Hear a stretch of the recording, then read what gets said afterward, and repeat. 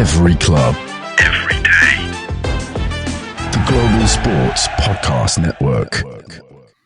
Hello everyone and welcome back to the Daily Ipswich, part of the Global Sports Podcast Network. This is a bit of a switch around because we're going to be doing our crossover with Tottenham Hotspur tomorrow on Friday's show. So today we are doing a preview of the game with just us guys from the Daily Ipswich. So it's myself, Richard Popple, and joining me is Tom Crack. Hello, Tom.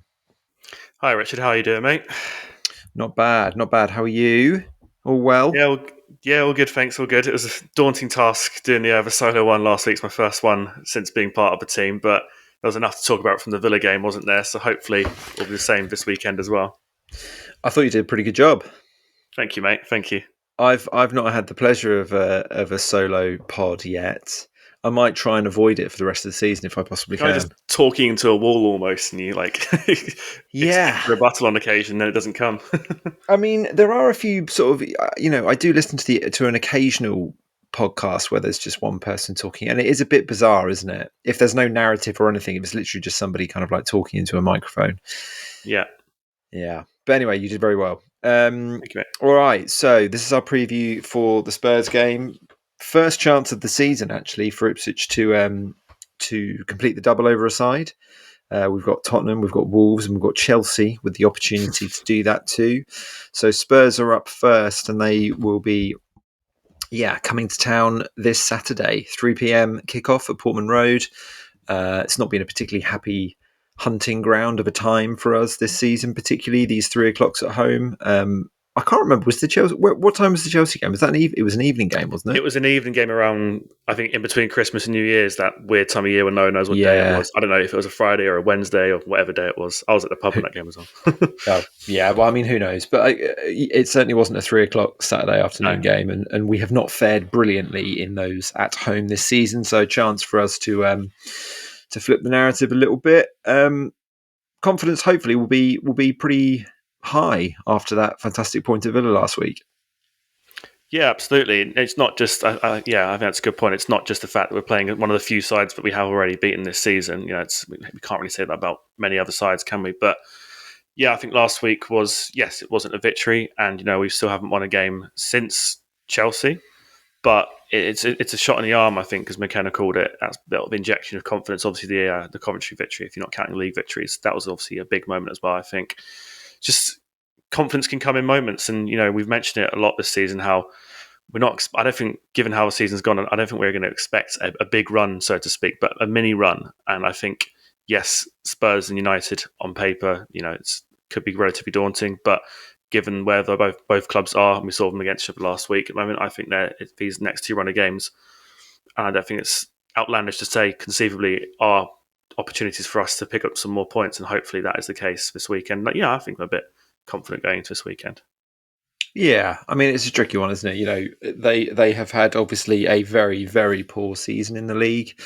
A poor season kind of like overall, really, for a club of their size to be 12th. And they're only really 12th based on the last couple of results, really, because they've obviously won a couple of games in a row. Before that, it was looking very, very bad indeed. So they've kind of arrested the slide a little bit. Does that kind of concern you that maybe they're starting to put a bit of a run together? They're getting a few players back from injury, and they'll probably be a bit of a wounded animal this week. Well, it's the thing with Tottenham, isn't it? You never really know what you're going to get. We saw when we played them early in the season, I thought they battered City a week or so before playing us. They always do. Yeah, do you know what I mean? Yeah, they do play well there, to be honest. Yeah, you're right. But, that on paper, that was much more intimidating team to play than the one we got against this weekend. And I think, yes, they've had back-to-back league victories, but with a side like that and how they fluctuated this season, it's I don't think it's crazy to say they may just come back crashing down to earth and we can find a victory against them this weekend. They're a weird side. I think injuries, yes, obviously you can point a finger at us maybe why they're in the position they're in, but even with all those injuries, it's not where they should be, let's be honest. So I think just going up against them this weekend, we should be confident for sure. I think with circling back to the injuries they have, it can be a plus and a minus in terms of motivation. I think when you come back, you can be motivated to sort of really really, really try. You saw Vicario's performance last week against United. I think it was really, really good. It's a shame he's back, to be honest, because that new guy they brought in didn't look that great, did he? But I think it can be a good injection of confidence for the rest of the team to see that reassuring presence there. But also, it's a chance when there's injuries for guys to come in to get their chance to prove themselves. And maybe it's been a bit more difficult to do that for them this season. But there's some young players there like Danso and a few guys like that who are performing relatively well, all things considered. And is it Berg? I think it's Bergval. Yeah, another young player who most likely wouldn't have started as many games as he has this season if it wasn't for injuries. Yes, they're not where they should be in the league, but he's definitely one of the few bright sparks for them this season for sure. And would he have got those chances if they were where they were in the league and if there were injuries? I've gone a bit of a tangent here. There's lots to talk about Spurs this season. They've had a very crazy season, haven't they? Yeah, they have. They're always quite an interesting club to talk about, just because there's always things going on, kind of like on and off the pitch. You've obviously had the protests against Daniel Levy recently. I don't think Spurs fans know which way to kind of like point their sort of anger, really, their vitriol. Ange Postecoglou looked like a dead man walking for a while, because even with the injuries, they were playing that kamikaze football that when it comes off, it looks incredible and they can tear teams apart. And when it doesn't, they look absolutely stupid. And he was being lambasted for not showing any kind of like ability to come up with a plan B. And whereas in recent weeks, they kind of have come up with a bit of a plan B, and they have been a bit more solid and a bit more pragmatic in their approach, because they just haven't got the players to do what he wants to do. And obviously they've got some decent results because they do have good players. So I think there's been a real sort of like confusion about where the problem lies with Tottenham, and I don't think they're going to necessarily know come the end of the season, to be honest. And whether Postecoglou hangs on and they change it again in the summer, or he starts again next year, who knows? Because they are that type of club that it's quite difficult to predict. But as you mentioned, yeah, they've obviously brought in a few players in the window as well. They brought in Danso, who I agree has made them look a little bit more solid, with Romero and Van de Ven missing. Van de Ven obviously missing changes the way that they can kind of, hold that high line. And finally, he's kind of like abandoned it slightly. And they also brought in Matthias Tell as well from Bayern Munich, who I think a few clubs were looking at, who I actually think looks really good. He's only 19 years old, but he's kind of given them a bit of an injection of energy in that forward line, because Richarlison's been missing for a lot of the season and it's very hit and miss when he plays anyway. And obviously Son seems to have finally kind of like, fallen away slightly in terms of his level and his performance. So what have you made of the impact of Tell in particular? Yeah, he's one of those names, as you mentioned. He's sort of the age he is. It's crazy that the sort of clubs that have been floating around have been shows the quality that he has. He's only made I think the amount of appearances he had at Bayern last season and this season as well. They were both in the single digits, but that even more I think goes to show the quality of player is the fact that he was able to sort of have this sort of big name sort of target over him, despite the fact he has had limited minutes. Obviously, Bioniq's hard to get game time there, the amount of quality they have. But yeah, it shows a decent player. I think United were interested in him in January. Chelsea were. Chelsea are interested in every lad under the age of 20 these days, aren't they? Let's be honest. But I think it's a good move for him as well. And like I said, with the amount of injuries they've got in that position, and as you said, with Son sadly maybe losing that slightly one leg of pace now these days, you're going to have to eventually bring in a younger person to take that spot, harsh as it is to say, and this may be a good move for him. I think it's a much more exciting and motivated move than bringing, I think when you brought in Timo Werner, I know he's there permanently now, but he was very much known for his pace back in the day at Leipzig, and then obviously Chelsea didn't really work out, and he's just looked very unmotivated since being there. So I think bringing a young, hungry player is the sort of move they should be making, rather than these sort of relatively big names like Werner or someone like that. Where do you see them kind of hurting Town at the weekend? Obviously Maddison came back in the team as well against Man United, scored the goal. Ex-Norwich man, might have a point to prove. He always likes a bit of sort of back and forth with fans and stuff as well. So do you see him as a main threat? Obviously we've mentioned Tell there as well. Where the threat and the goal is going to come from with Spurs, do you think? I think it's still, I think with like I said, with the injuries they've had, it's a bit up in the air, isn't it? But I think the main one for me, and he's been very in and out for the side, which for me is very surprising considering his quality, but I think James Maddison provides the most threat. creatively and attacking. He scored the goal for Spurs to beat United over the weekend in what was a relatively drab affair. But I feel like whenever he plays, there's always a threat. I don't think he started when he played against us, or if he did, there wasn't much going there, unfortunately for him. But I think he was one of the few players to be harshly maybe left out of Southgate's squad last summer. Obviously, there's a lot of quality in that part of the field, so it's always hard to get into it. But the fact that his name is mentioned in that sort of bracket shows the quality he has. And yeah, he's a real danger man. I think when he joined Spurs last season, instant impact and showed the quality he has to be that top player. Injuries really haven't helped him, and then just weirdly being out of favour for some strange reason. I think the narrative amongst most football fans, Spurs or not, is he should be starting most games, and when he does, he makes a difference, which we saw last week. So I wouldn't say necessarily their style of play, because obviously, like you said, they've started to change that sort of really high press that they've had recently. But I think in terms of individuals, Maddison's the one I'd be most wary of, because he's always a threat when he's on his day. And also, he's got a bit of an allegiance to a certain team in Norfolk, so he probably is a bit more up for this game as well. Indeed. And of course, Brenner Johnson's just come back as well from injury, who's, we've got the Ipswich connection there with his dad being David Johnson, one of my favourite players of all time for Ipswich Town. Also, I think another threat might come from Jed Spence. I actually think he's played really, really well. He was great. Yeah, he was great. He was really good against United, and he's actually kind of been one of their best players for a few weeks. I've got a few Spurs fans who are friends, and they've been waxing lyrical about him, and I saw it in the flesh, as it were, over the weekend, and he was playing really, really well. So we need to be a little bit wary of him too. After the break, we will have a chat about us, see how we're going to counter it, and how we expect that we might be lining up at the weekend. Your body is unique, and Global Sports Podcast Network has partnered with Bioniq, the world's most personalised supplements. Bioniq provide 100% tailor-made supplements, designed to deliver precisely what your body needs at exactly the right levels to optimize your health. No guessing. So click the link in the show notes. Use the code GSPN 2025 for 40% off your first month's subscription. Bioniq. Don't settle for off-the-shelf solutions made for just anybody. Get what's right for you right now. And we are back for part 2 of the show. Yeah, that's one of our new sponsors, Bioniq, which has just joined us here at the Global Sports Podcast Network. So we've done a bit of Tottenham. Again, you never quite know what you're going to get with them. They are very much a Jekyll and Hyde side. We're hoping we get the, whatever the chaotic one of those would be, Mr. Hyde, I guess. It is Mr. Hyde. I was trying to think which one it was as well. We hope we get that one at the weekends, the one that's kind of a little bit all over the place defensively, and we can get at them. How are we going to get at them, Tom? I asked Rob this on Monday when we were talking about formations and stuff for the Tuesday show.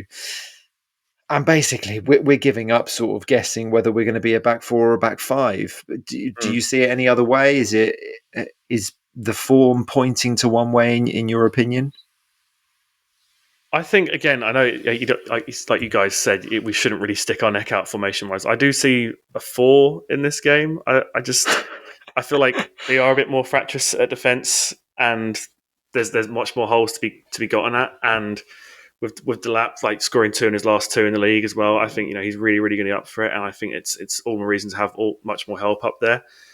And yes, the home form has been really, really poor this season, but I think with the heartbreak of Southampton behind us now, and then a really good result, last 2 really good results with Coventry and Villa, I think that sort of reinvigorated us as fans. It's just the way results go, isn't it? So I really, and also with the fact that we are very close to the end of the season now, I'd like to think the home crowd's really going to be supporting us much more passionately in this game. So I think that's going to hopefully spur us on as well, if you pardon the pun for that one.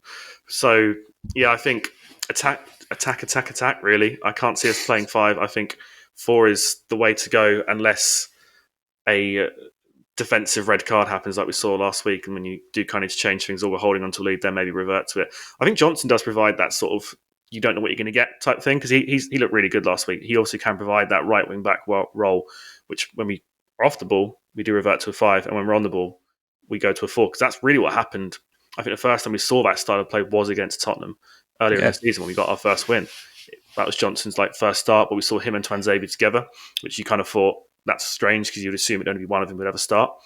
And Johnson was going more forward in that game. It was really key in the build-up to the second goal with his really, really good touch before Hutchinson dragged it into the middle. So maybe see a mixture of both depending how we're playing. But I think for the most part, especially at the start of the game when setting the pace is so key, I think 4 really should be the way because we're not holding on to a lead. We're not trying to just scrape for a point like we were in the latter stages of last week. I think it's just try and put your best foot forward, which in this case would be a 4, and then see how we go from there. So if Tuanzebe's coming out the side because he's obviously going to be suspended for it, yeah, God's sake, what would you do in that situation? Would you pull Johnson back into the right back position, or is that he's not covered himself in glory in that position particularly? He's looked better, I agree, in the kind of like wing back role. Yeah. So would that mean bringing both of those guys out of the team and maybe bringing Ben Godfrey in if you're going to go for a flat back 4? I forgot about Tuanzebe, mate. I really apologise. Oh, that's changed everything. Well, it slightly has to an extent because my sort of faith and sort of belief in Ben Godfrey, there hasn't been much to see so far, and every game's massive now, and obviously there's a decent player there as well, but to put my neck out and say, yeah, put him at the right back position, then have Greaves and O'Shea there in the middle, and whether Davis is fit or not, him or Townsend there on the left, it's quite a bold thing to say. But you've seen with Wolford, Greaves and O'Shea and Johnson at the right and Leaf or Townsend on the left, that worked really well last week. So maybe that is the way to go, considering the lack of personnel. I didn't really take into account personnel, but I apologise. But if they go for a 4, it would have to be Godfrey at the right because there's not really anyone else to play there now. Or I'd like to think Johnson would probably be moving forward again because, again, you can then have Godfrey do what Tuanzebe did for a brief moment last week, or Wolfenden did, which then puts Godfrey into the right centre-back role, which he is a lot more accustomed to playing in. I don't think really it's fair to look at him as a right-back because obviously he can slightly play there, but I'm sure he would say he's much more suited to playing the centre-back role. So I think it really depends who is up top on that right. If it's Johnson, then I think we might see a sort of 5 on occasion, but if it's Philogene, a more attacking player, then I probably expect to see a 4 there. I don't know. It's difficult. There's a lot of different options, isn't there? Yeah, definitely. And obviously, we've got our own injury kind of like issues as well. We were sort of told last week that Morsey and Davis were fairly late scratches for that game. I think they knew maybe about Leif Davis during the week, but Sam Morsey not so much. And we were told as well that they weren't particularly long. They didn't think that they were going to be long injuries. So maybe both of those guys are going to be available for the weekend. I've seen a bit of discourse on the old X or whatever these platforms where the hate kind of breathes too much. But lots of guys, well, there's a few comments basically saying that in their opinion, these people's opinion, I don't know who they are, but they would not put either Sam Morsey or Leif Davis back into the team and they would keep Connor Townsend and obviously the 2 midfielders that were there. How do you're frowning, so I'm guessing you don't agree with that. I slightly understand the omission of Morsey. Yeah, I think there's a bit more levity and realism to that because, as I said on my own last week, I thought Phillips had a really, really good performance, and Rob made a great point as well, saying I think his other great performance for the season was against Villa at home. So really, that's just put him against them every week. But hopefully, he can carry that over because I thought he was did really well going forward. And also, we talked about ahead of the Villa game last week is Kiyuste, who I think is fair to say our best player in that part of the field, did his usual 60-70 minute run again. Then we had to rely on Phillips-Taylor pairing, which obviously Phillips would expect to do the hard work and lead that area of the field. And he did. I thought defensively he was really well and got it out when he needed to, controlled the ball well and created chances that didn't unfortunately lead to much, but he was there to do that. So I think if we are starting to think about leaving Morsey out, then, or people think it, then I'm slightly on board with that. Morsey, bring it back in. I'm not going to be opposed if Morsey comes in because he's obviously fantastic. But I think the Davis one is I'm not sure I agree with that sort of opinion, to be honest. I mean, I thought Townsend was great last week. Defensively, put some really, really good tackles in. I wasn't scared to get stuck in, and he just shows he's no fear. And it's kind of that next name up on the team sheet. Maybe sometimes you can think a player who barely gets a minute in all season as he has, apart from the odd cup game here and there. He hasn't really kicked a ball as much on the pitch in an actual game.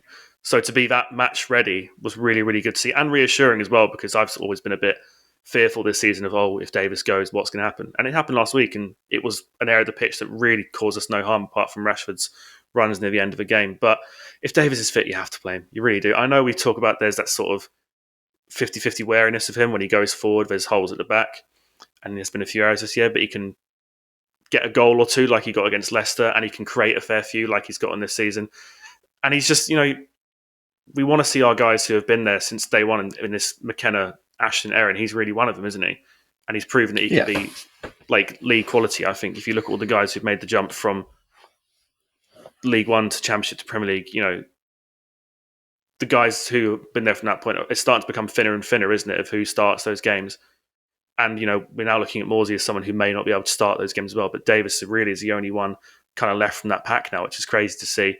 But there's a reason for that. And I think he should stick around if he is fully fit. But if Townsend's there, then I'm not that phased by it because he was great. Yeah, I mean, look, I think Leif Davis, as you just mentioned, I think the pros do outweigh the cons. And it's about kind of like how you set up the rest of the team, right? So I think if we are playing a 5, then you're more inclined to play him because the guy on the right can slick back, fill back, and Greaves can pull over to the left and stuff. I suppose it's also kind of matchup based a little bit. Who's he going to be up against? Probably Kulusevski, maybe Brennan Johnson when he comes on. So that's 2 very quick, tricky players, as most wingers in the Premier League are, but 2, very proven, dangerous players. So I think that could be taken into consideration. And just to echo your thoughts about Connor Townsend, I think he was £750,000. I think that's a fantastic bit of business, really, because like you, I was like, they've just bought someone to kind of have they just bought someone to have a bit of a squad filler, basically. But actually, when he's played, he's really conducted himself really, really well every single time. So I'm sure whoever plays at the weekend, both of them are going to have a role to play before the end of the season. So and with Morsey, I think his age has caught up with him a little bit, which is no, that happens to most players when they hit sort of 33, 34, particularly in the middle of the park. You even look at Kevin De Bruyne this season, like he has definitely lost a yard of pace. We talked about Son earlier. It just happens to people at that age. Yeah. So I think he again will have a part to play. And you talked about Kayuste's kind of 60, 70 minute kind of performances that he has in him. So yeah, maybe you stick with these 2 for a bit of consistency so that they can start to build that partnership together, and maybe Morsey comes in and finishes off the game. But we will see. All right, we'll take our final break, and when we come back, we will get some predictions.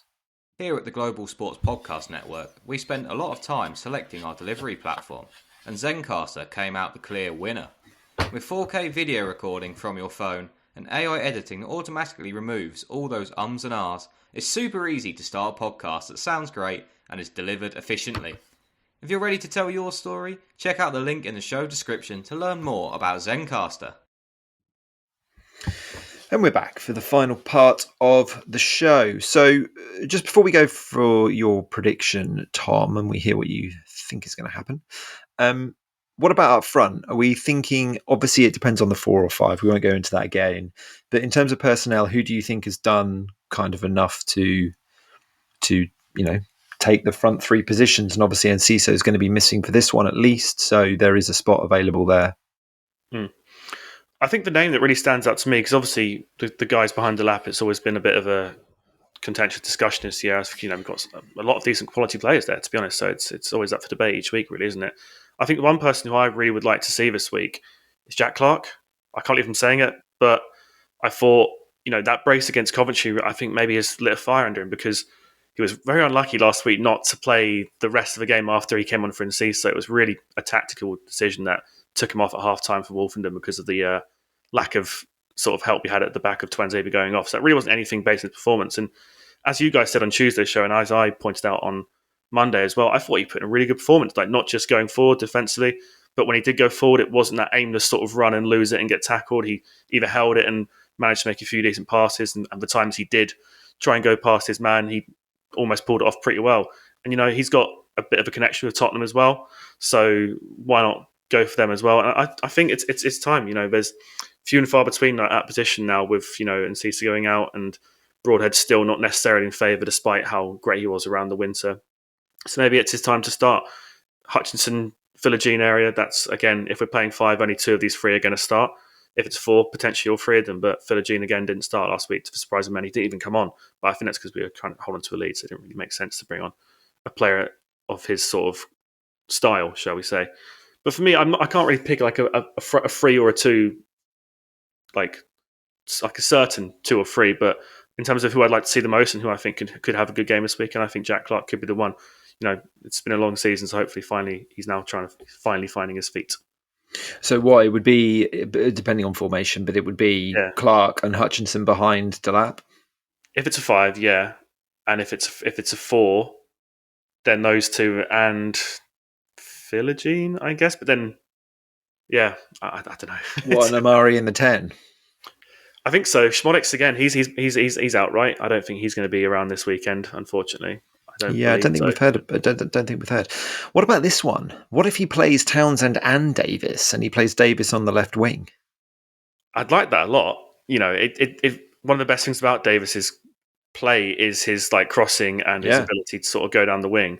That's something we really could see. I said this is a bit of a sidetrack here, but a team who I sort of saw in the same way last week was, and I know we're not a podcast doers club, but with Arsenal, they've got a lot of injuries in their part of the field right now, and I thought Sterling was shocking against Leicester. And I've spoke to my friends who are Arsenal fans saying, what are you going to do on that left side at the moment with all the injuries? And I said to them, maybe put Calafiori on the left, and then you got that Skelly kid on the left as well, on the left wing. It's kind of a similar sort of style to what you mentioned there. So I'd be up for that for sure. Whether they do it, because if you've got both those guys who play the same position, if an injury befalls one of them or both of them or whatever, it's a bit risky, but it's definitely something I would be interested in seeing for sure. Yeah, well, I saw somebody commenting on the kind of 10 position, thinking about Enciso's absence and stuff, and somebody said, well, they should be playing Delap there and then play Hurst up front. But that sounds great on paper, and I think that those two would cause a lot of problems. And, Delap picking up the ball deeper and running with it, he's been doing that fantastically all year. But you run the risk of playing them both at the same time. And have we seen them together this season? I don't think we have. I'd love to see it. I'd love to see it too. Rams at top, wouldn't it? Yeah. if we had another centre forward, then I think you potentially could have seen that. But I don't necessarily see that happening. I mean, look, as a Broadhead, diehard, I want to see Nathan Broadhead playing, but I would be interested in seeing Davis in that role, because I just think he'd help us win the ball up the pitch, because he's got that defender mentality. And then, as you say, his best asset is his crossing and his passing. So it would be an interesting one. And then maybe, because I can't really see him playing, or actually maybe I can see him playing Hutchinson and Philogene together, but whether I think that that's the right combination or not, I'm not too sure. Amari has not played his best in the 10 this year. I would say he's more effective out wide, and I think he put in a good shift out wide, or being more out wide anyway. So I would prefer to see him out there personally. I also think the Spurs defender, Jed Spence, we talked about, he's looked great, and going forward he has looked good, but you can get at them. Same with Porro. They gamble a lot, those two, to try and win the ball quickly and high up the pitch. So you need pace to be able to kind of punish them if you can get in behind them. You've also got Ben Davis, who played the left centre-back role as well. Yep. Obviously played full-back for pretty much his entire career, so there could be some disarray amongst having full-backs in the centre-back position as well. Yeah, and I think Delap for sure can get at the Spurs defence. Delap against Ben Davis. Ben Davis, potentially Archie Gray, who again has been decent for them given he's playing out of position, but he's not a centre-back. I think Delap can cause them problems, definitely. All right, well, it's that time, Tom. What are you thinking? We did heart and head predictions last week. We can combine them this week if you like and just have one. Heart prevailed for you last week. I think I predicted the exact same in terms of, Heart was 1-1, Head was 2-1 to Villa. Yes, so I think you did. Thing is, though, I think this week there's a bit more reason to be optimistic, not just because we beat them end of the season, but I think both Heart and Head would be the exact same scoreline for me, and I'll say I'll say 1-0. I'm going to go for a clean sheet. Clean sheet. I think after last week, it's not crazy. It's not crazy to think that, considering how fantastic Alex Palmer was. We've gone 29 minutes without talking about Alex Palmer, but we'll let him do the talk of his hands on the weekend, and then we'll wax lyrical about him next week, hopefully. So I'd like to think a clean sheet could be on the cards. It's been few and far between for us this season, but hopefully with the quality we supposedly and hopefully have in goal now. I'd like to be the case. And Spurs are fractious at the back. We're not a side to bang in loads of goals, but we're certainly a team who can get one or two with Delap up top. And so I really think it could be a possibility. So I'll go 1-0 to us. Why not? Nice. Yeah, Alex Palmer, of course. We haven't mentioned him at all, but it will be his home debut for Ipswich. Oh yeah. All right, 1-0. I'm going to go for a home win as well. I'm going to go for our first double of the season, and I'm going to go for a repeat of the scoreline at the Tottenham Hotspur Stadium. So 2-1 home victory. I do expect Spurs to score. They've got a lot of quality on the pitch, but I think we will cause them problems. We'll need a bit of luck for sure, but I'm going to go for a 2-1 victory. How glorious that would be! How glorious! And the Wolves lost at Bournemouth as well, please. Yeah, that'd be nice. Well, I mean, everyone's losing at Bournemouth, aren't they? So that surely has to happen. Fantastic. Well, tomorrow, I think it could be Rob is going to be back for... Oh, no, you're back. Tom's going to be back again for the crossover with our Tottenham colleagues. So please listen in for that one tomorrow. But from me here and from Tom, it's good evening to you all and have a good one. Every club, every day. The Global Sports Podcast Network.